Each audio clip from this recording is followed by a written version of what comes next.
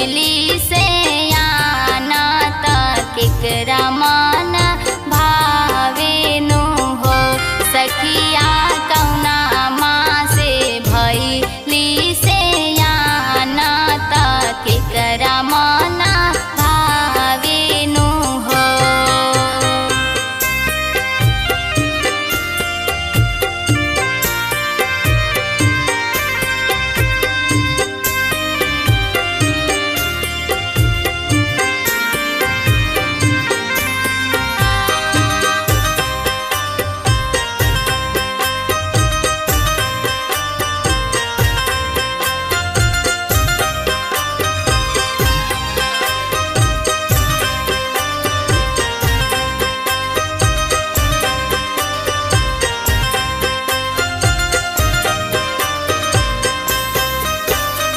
सावन मासे तुलसी जाना माली हली भादो मासे हरिहर भैली भादो मासे हरिहर भैली हो।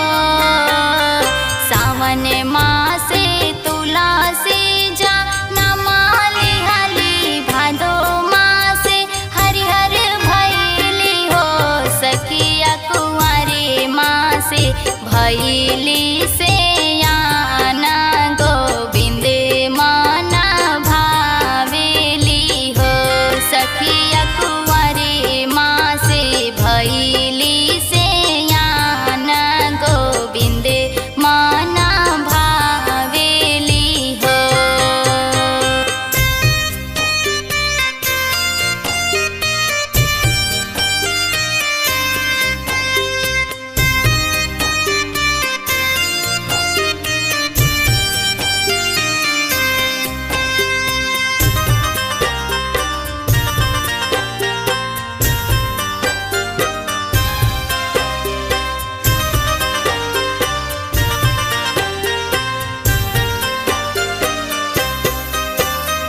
कौना माँ से तुलसी के ब्याह भैले सखी सब पूछेली सखी सब पूछेली हो।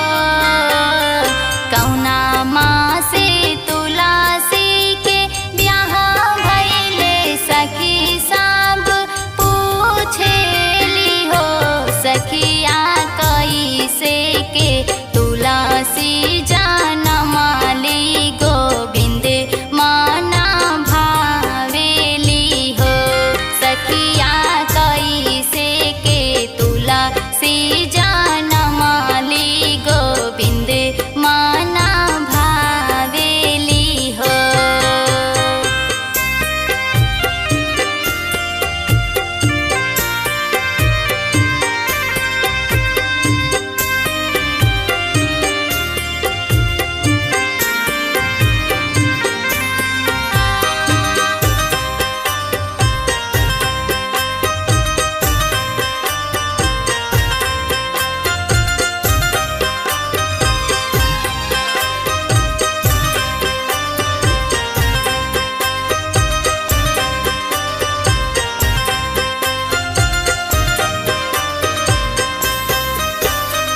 कार्तिक माँ से तुलसी के ब्याह भैले भादो मास जा नम भैले भादो मास जा नम भैले हो।